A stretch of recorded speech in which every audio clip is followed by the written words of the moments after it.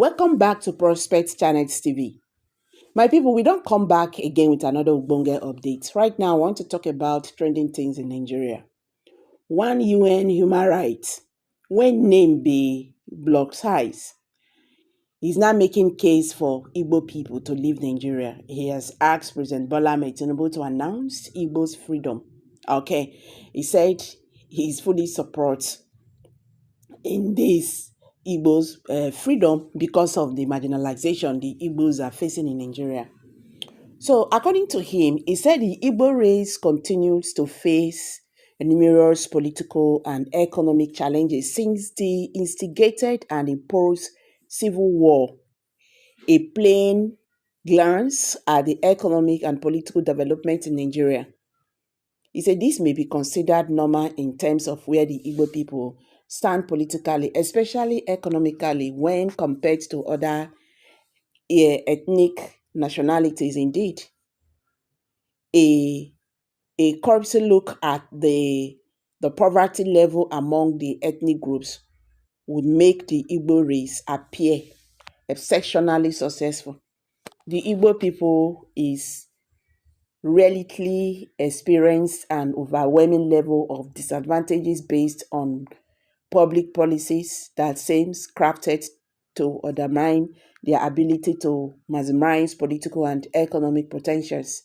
The restructuring of Nigeria to create more states for the northern states to the detriment of the southern Nigeria, especially the southeast, was not only an impediment politically, it impairs the economic potentials of the Igbo people negatively. Such policies as the failure of the rehabilitate the Biafra land after the war, the £20 flat refund to any Biafran who wish to convert the old currency or deposit with banks prior to the war, the Nigerian Enterprises Promotion Decrees of 1972, also known as the Generalization Decree, the Federal Character Principles, Manipulated Population Census, Creation of States and Local Government Areas in favor of the Northern Nigeria, deliberate underuse of seaports within the Igbo axis, lack of standard international airports, and other exploitative actors. These formed overt and indirect actions to diminish the ability of the Igbo people to compete on a level playing ground with other major ethnic groups. Unlike today, when some political actors will dare the Igbo people to vote against their aspirations, and perhaps would still go ahead to win whether the Igbo people voted for them or not. It was not like that during the fight for the country's independence from the British colonial masters, and neither was during the First Republic. The Eastern region used to play a very significant role politically in determining which parties collaborated to form a government, the National Council of Nigeria and the Cameroon, which later changed to National Council of Nigeria Citizens, NCNC, under the leadership of Dr. Nnamdi Azikiwe, partnered with the Northern People's Congress, funded by Tafawa Balewa to form the government. The University of Central Arkansas in 2019, one in bracket. Tafawa Balewa was appointed the prime minister, and Nnamdi Azikiwe was made the head of state. The University of Central Arkansas in 2019. So, according to the human rights lawyer Blocks Eyes, he said economically every region was autonomous and developing at its peace ability. The Information Service in 1956 reported that the Eastern region economy was heavy palm produce, through which palm kernels were exported to earn foreign exchange, as well as palm fraud is used for roofing and palm wine for drinking. The Eastern Region government promoted systematic agricultural economy, including farm settlements, cash crops such as rubber, cocoa, and palm grape, scheme were established, creating an opportunity for people to earn a living through farming. Ministry of Commerce, 1966. So the Nigerian government have seen that these people, they are great people because they make out something from nothing.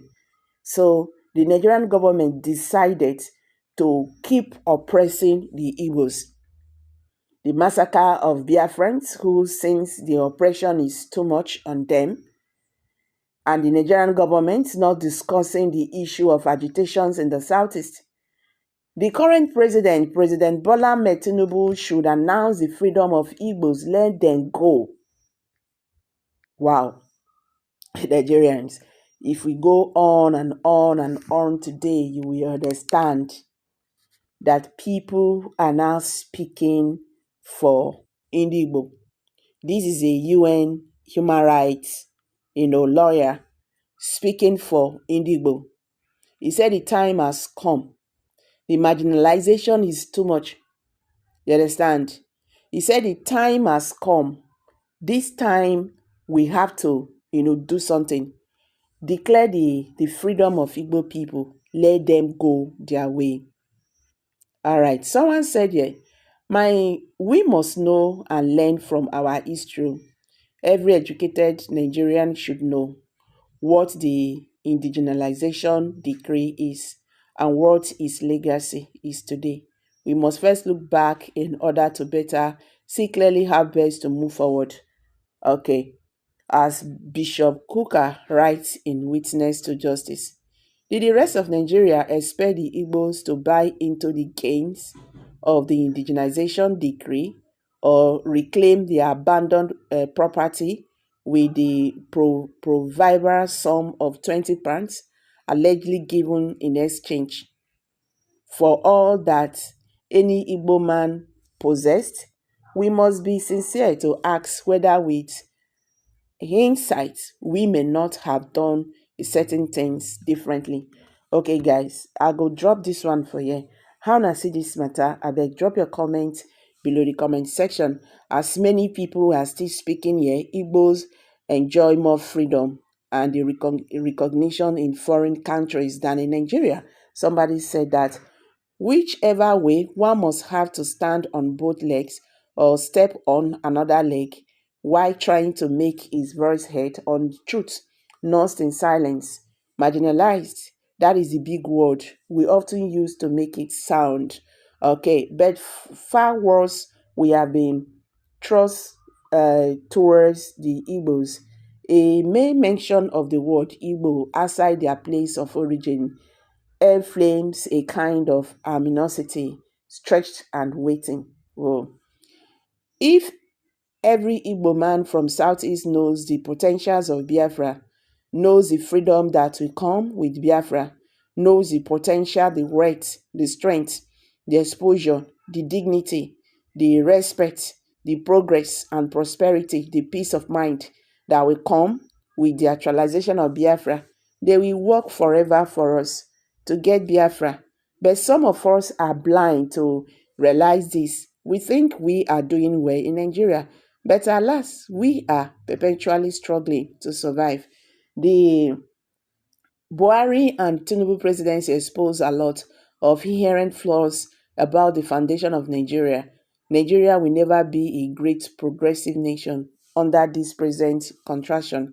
Imagine having successive focused leaders for just 20 years as a nation. That's okay. That is what got Malaysia, Thailand, Indonesia, Singapore where they are today. Not rotational, ruthless presidency. The amount of hate Igbo has been enduring in Nigeria due to their competitive, resilient spirits can buoy a hard rock, if not that God is with us. So guys, now here I go drop your comment below the comment section, and don't forget to give us a thumbs up.